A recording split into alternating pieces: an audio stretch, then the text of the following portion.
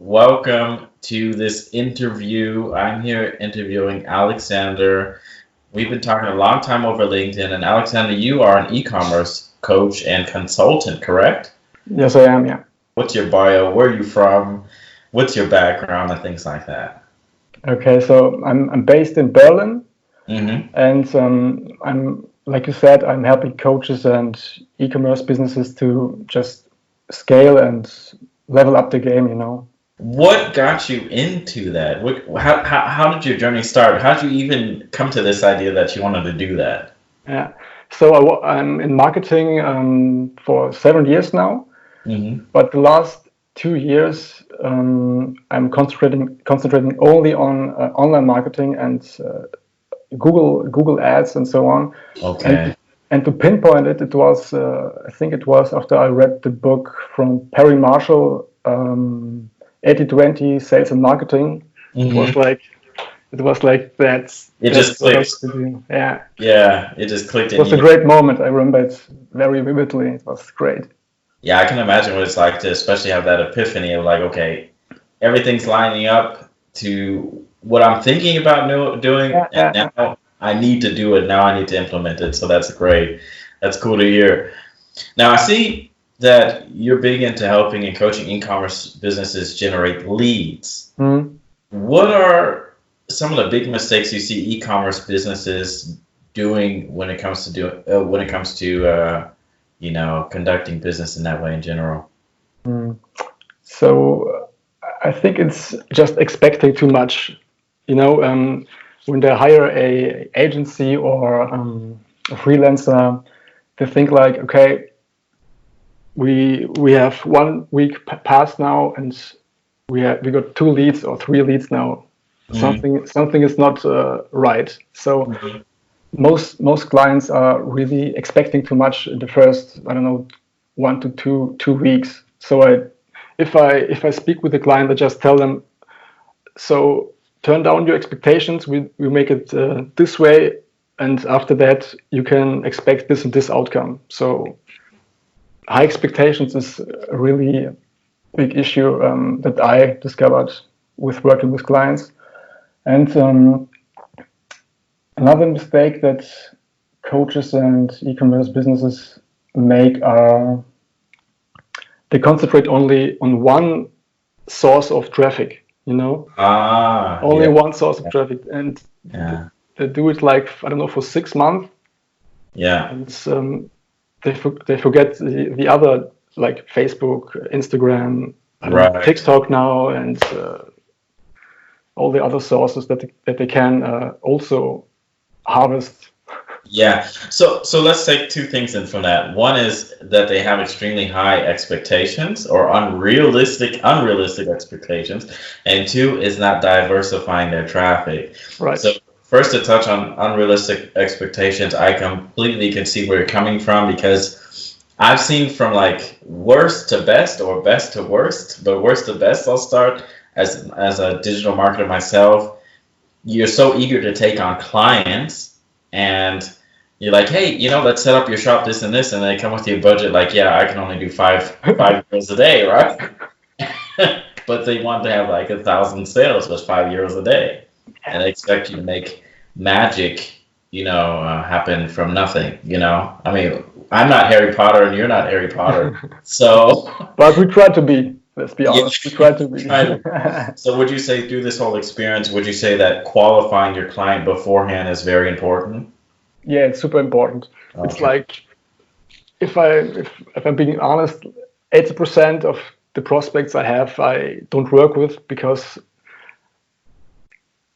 I can tell if they're making trouble or not. Yeah, But yeah, like yeah. you get the feeling of it, and like 80% really I just can't work with. So it's also important to set expectations early on, and Yeah. and so for someone who's just starting in this business to say, hey, even though I want to have a client, but you still need to take, the certain steps ahead of time so that you don't end up getting that person who has a huge expectation Yeah. and can only put out so much. So I can see where you're coming from on that. So the second part being concentrating on just one source of traffic. Now, it's interesting you brought that up because, Facebook these days are throwing out bans like crazy, and even though some of the bans are justifiable, a lot of them are also not justifiable. But you bring up a good point, which is a problem with a lot of e-commerce stores, is that they depend on just one source of traffic.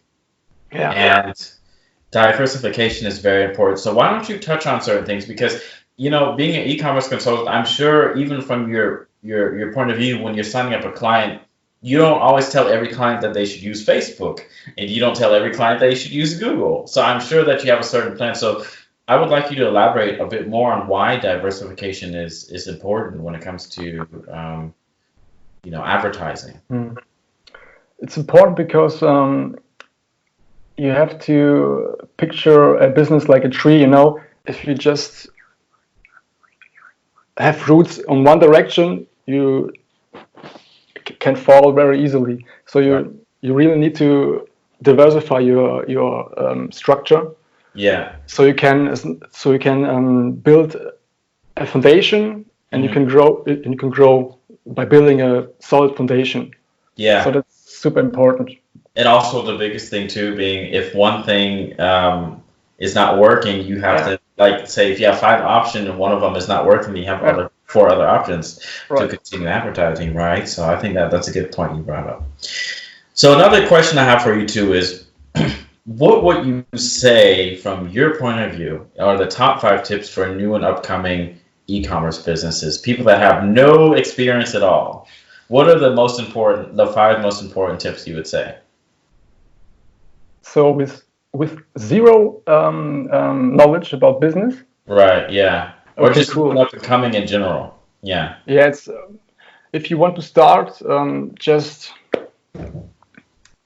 decide on one direction. Okay. So if you want to go FBA, Amazon FBA, do this.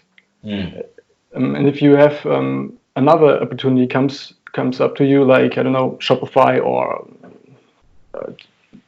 trading stocks or something else, just stick to one plan. To one thing. And do it. Because if you just jump around from opportunity to opportunity, you don't move forward, Yeah, yeah. Don't concentrate your power and your willpower on one thing, and it's just very difficult to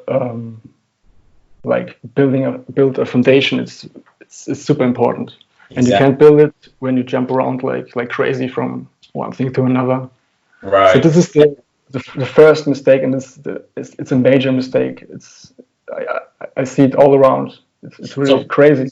So basically, what we say in American is jack of all trades, master of none. Right? Okay. That's right. Yeah. Okay. So this is the biggest, in my opinion, mistake. And the other one is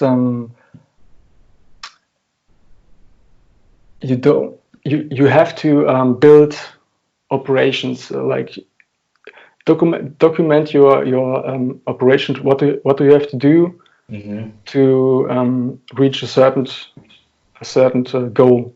So goal setting,